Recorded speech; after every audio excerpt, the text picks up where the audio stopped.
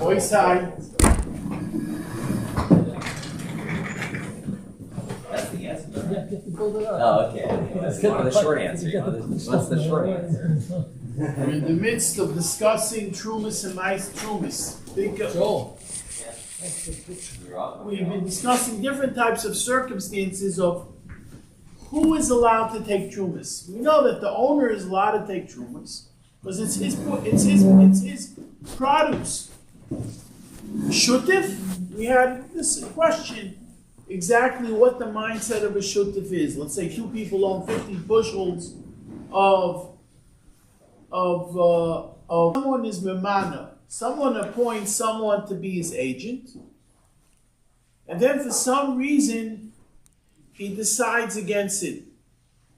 That he feels he went against his better judgment, and he doesn't want this guy to be his agent to take trumas. And he's bittul, and he nullifies it. You told him, go ahead and take it by the fields. Against it, that he doesn't know truma. So, is a truma chal or not? He went innocently and took truma.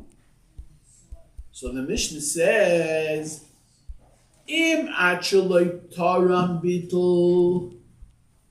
If he nullified it prior to him taking the truma, the shliach.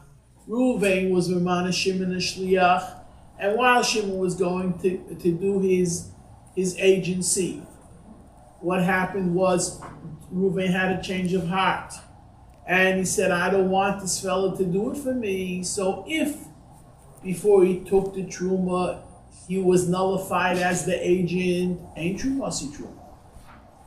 We say it was a good thought, a good action, but you can't take truma on someone else's bushels.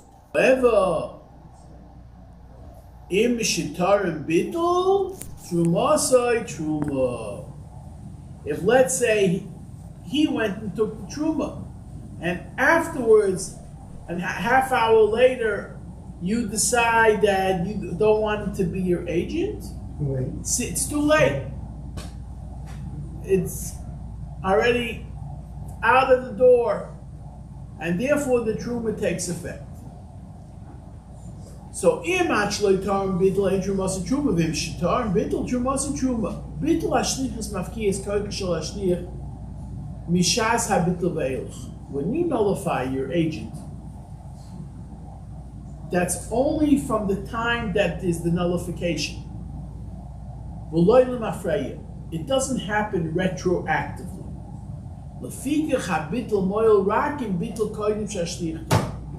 Therefore, it has to happen that the nullification happened prior to you taking truma. But if you took the truma already, we don't over here and say that retroactively we say that your truma wasn't a truma. It doesn't work that way. Now, let's see. There's a famous Gemara Masechta Kedusha that he brings down over here. I haven't seen it yet, so we'll see it together. The Kedusha Nechaku Rabbi Yochanan Mishlokish. There's a machlokes between Rabbi Yochanan Mishlokish im la'akash adam min shliach. If after someone appoints someone to be his agent, yochel hu lachzol levatel shlichus b'dibur bilvad.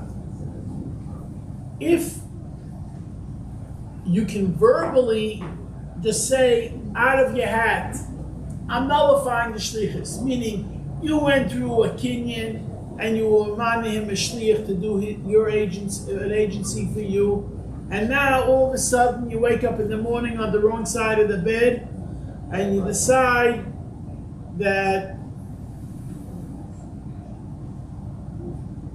you're nullifying it.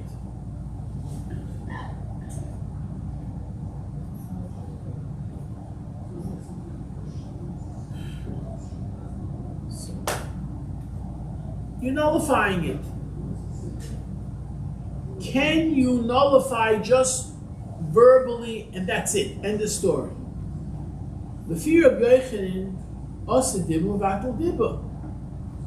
Just like you can declare his agency through word of mouth, you can also nullify through word of mouth. Hadibba shel bitel ashlichis, bo umevatel hadibba shel min ashlichis. He holds, just like you appointed him with your mouth, you said, Hareini mimana, I'm appointing you my shliach. In the same vein, you can say, I disqualify you from being my shliach. However, u'lefi Rish Lakish, lo yosidim levatel dibbo. Doesn't work so simply. What does that mean? Hadibba shel bitel ashlichus en yochel lovi levatel dibba shel min ashlichus. You can't do it. It's like it's engraved in stone. You mana mishliach. To take back that action, you have to do much more. Our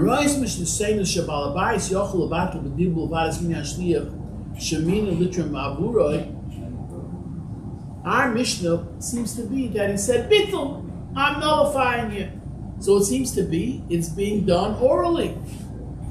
So he says, that's hateable for Rabbi Yochanan. This is very good according to Rabbi Yochanan. It says you can go ahead and just like you appointed him through word of mouth, you can nullify it. Not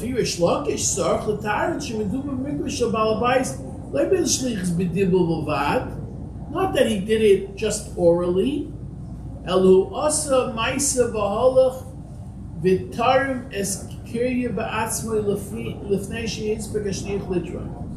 What he did was, he went ahead and did an action to show that he had nullified the truma on his own accord.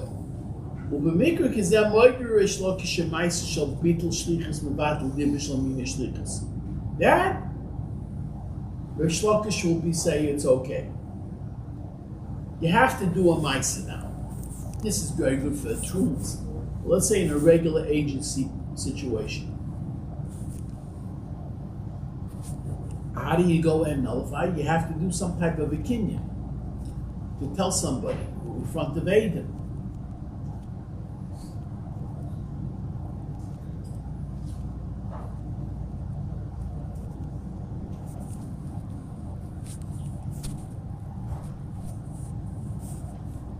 Okay.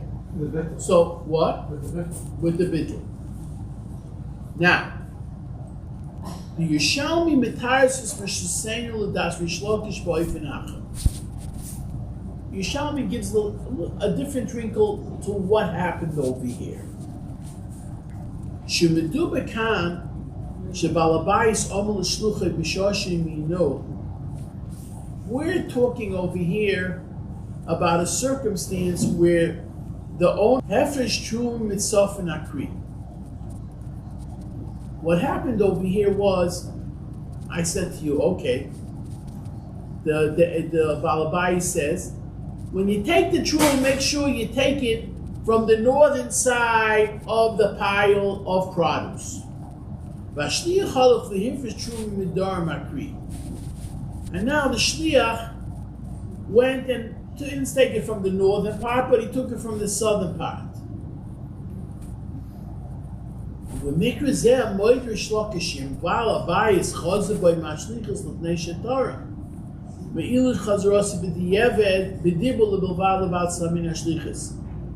Because he did it. Why? Just because he went in the northern and now he did the southern. If you just do it orally, it should be okay. Why should we say it's okay? So he says like this, the Yerushalmi. This is the Rambam goes with this Yerushalmi. Over here, I gave you specific instructions to take it from the northern side, and you were a real shlemazel, and you took it from the southern side. So if he doesn't say anything, the owner, it makes sense at the end. Because what's the difference if it's the northern or the southern? What's the difference? But over here, we nullified it. We say, Bo hadiba mafurish al bitl ashlichus u'mavatel es mashmois mini ashlichus litrim min adar. This enough is a non-sadi like to say that it creates a situation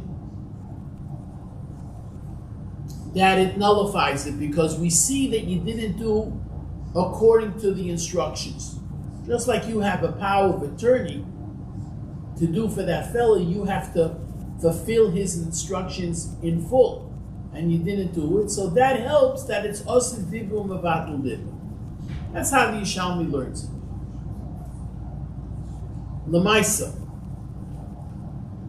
According to halacha, we paskin like Rabbi Yochanan, and we say, like in Masechta Kedushin, and we say Osa Dibur Mevatel Dibur. So it doesn't make a difference. Okay. Now we come to another type of circumstance. We spoke about partners. We spoke about you owned it independently. We know that at the end of the day, when you have what's called the time when you press the wine at the end of the season, and you create from the grapes wine, you have a lot of grapes, so you have to hire workers. These workers are going to press the grapes and put it down in the vat. Now, the owner, at the end of the day, wants to make sure that the truma is taken b'tahara. Let's say, while the juice is still in the grape, it's considered not yet royally kabel tumah. You didn't have any type of water go on it. You didn't want, even if, let's say, some of the juice came out, it's like lichaleh. But the minute you start the press, you're under the gun because you don't know what's going to happen.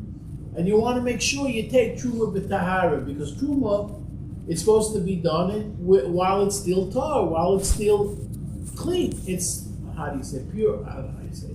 Tar. Pure. Pure as well. What do we do over here under these circumstances? If you have this work, non-sadi, it's evident that maybe the owner will not mind if the trooper worker takes it because he's on premises.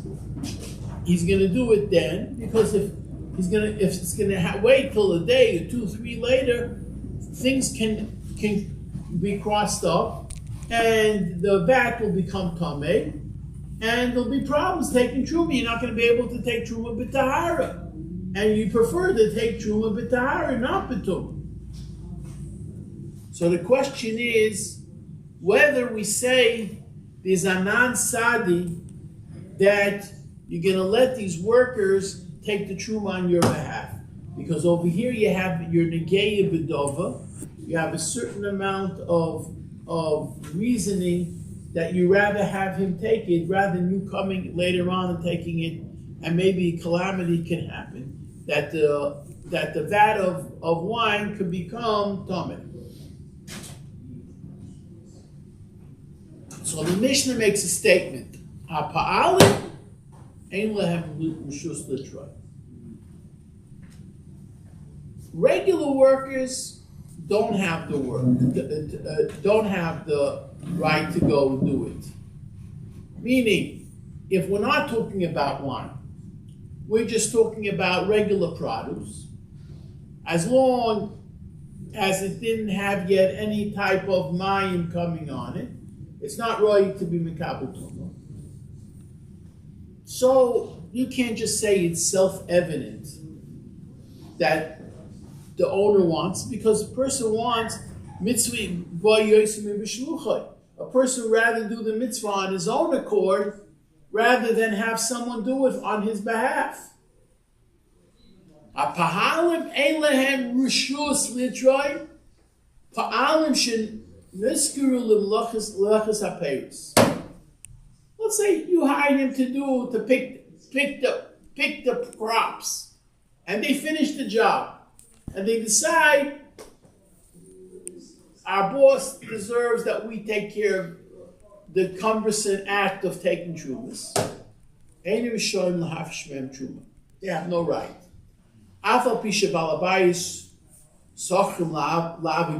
Even though you hired him to work manually on the produce, on the fruits, there's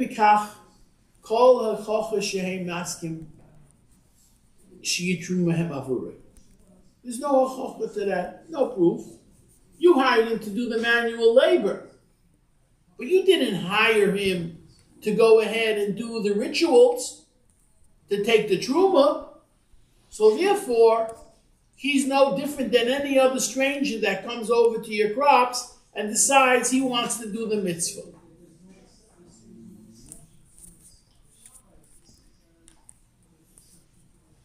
You have this Lamaisa, those that go shlot kaparas.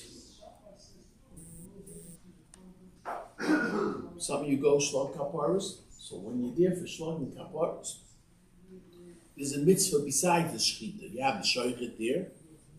Those that go, let's say, Erev Yom Kippur in the morning, and then the shochet has to have a mitzvah. There's a mitzvah of kisui hadam, meaning to cover the blood. Now,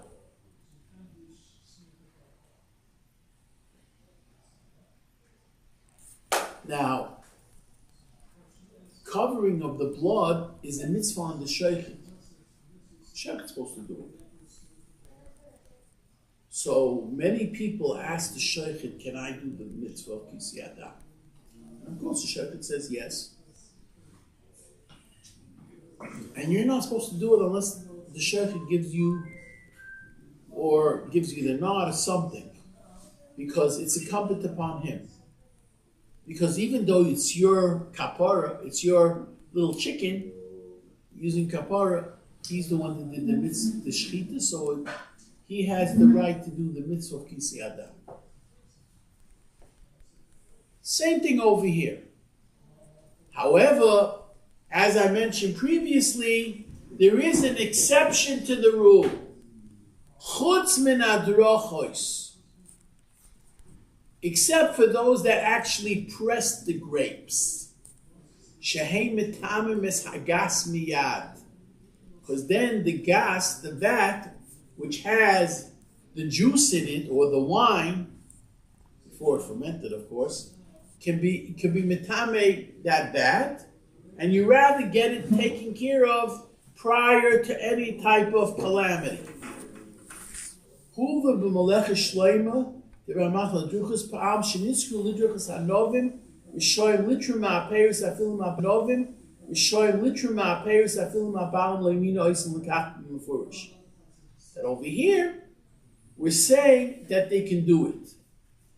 Now, what's going on over here that we allow him to do it? What's the reasoning behind it? Now, there's a bunch of ways of understanding this. So, some Mefarshim learn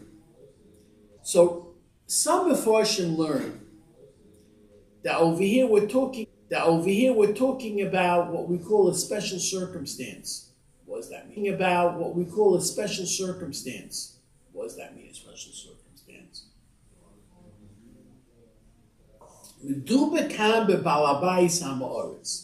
It doesn't mean over here in the layman's terms, the way we say in Ha'aretz, and Ha'aretz vacation is what you call a chaver, someone who's careful about the haris, and then you have what's called an Ha'aretz, a regular man who's not so interested, Hakminish Kanshainik.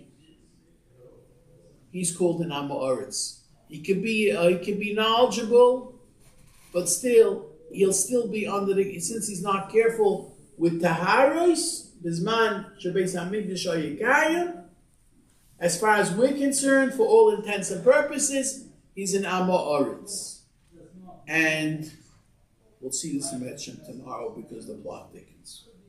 Chanani ben Akashim is welcome to Israel. Afik Chib Lev Torah Mitzvahs. Shenemar Adon Yechofetz Laman Tzidko Yakul Torah V'Yazir. Tomorrow night's when the week starts. What? Sorry, the 9 days start tomorrow night. We start off with the 9 days tomorrow. Yeah, tomorrow's 9 days.